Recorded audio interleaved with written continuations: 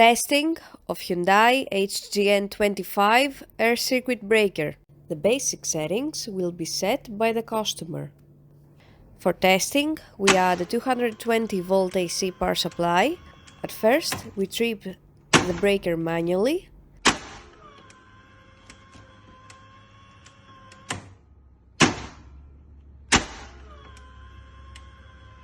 Then, we trip the breaker with the help of the UVT.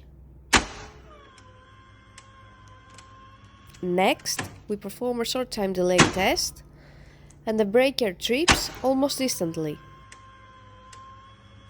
Lastly, we perform a long time delay test.